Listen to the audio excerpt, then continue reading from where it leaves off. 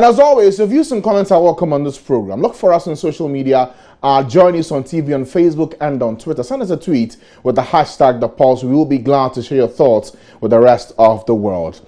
We begin with arguably that snowballing story from yesterday. The police have had to use water cannon to disperse hundreds of supporters of Bishop Obinim of the International God's Way Church, who has been held on allegations of fraud. He's said to have received some 11.6 million Ghana cedis from a church member on the pretext of doubling it. His arrest comes as public anger grows over a video in which he is seen flogging two of his teenage members in the full glare of the entire congregation and thousands of TV viewers across the world. Let's go online now and speak to Komla Adom. He's rejoined. He's been monitoring events at the CID headquarters all day, including the spraying of water cannons on these supporters near the headquarters. Let's get the details now from Komla. Komla, good afternoon to you.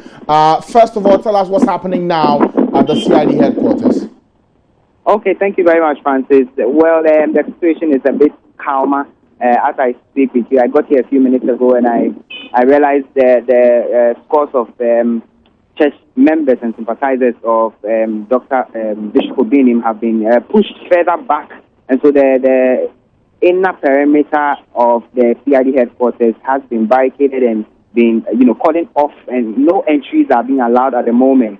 Even the media is having quite a challenge, getting in, because you have to be scanned thoroughly before you are allowed access into the premises. So that's what's happening now over here at the police CID headquarters. Okay. Now, for these hundreds of church supporters who throng the CID headquarters, did they indicate what they want? Well, I have been picking up snippets of information from their chats and their group conversations, and they've been saying that they suspect that perhaps their godfather has been set up of a sort, and so they are demanding that he be released, and so he has done no wrong, and so that's essentially what their voices are saying. They are saying that they suspect that Bishop Obinim has been set up in this particular case, and that he did not actually defraud anybody. That's what I've been picking. But none of the people are willing to speak to us directly on record. They are all shying away. They've been told apparently that they shouldn't grant any interview. So it's a hard time trying to get any of them to speak to. But a while ago, I also saw Chacha arrive here at the police headquarters, the CID headquarters. He also arrived to see Bishop Obinim that was denied access into the premises. Yes, and he was actually saying that he came on two different issues. Apart from seeing Bishop Obinim, he was also here to see some other case. To pursue some other case he was on, and so he was also not allowed entry into the premises. So he's also, I've been looking around for him, but I have not seen him again over here. So that's just what's been happening. Okay, that's what's happened outside. What about the man in question, Bishop Obinim? Do we know what's happening to him now?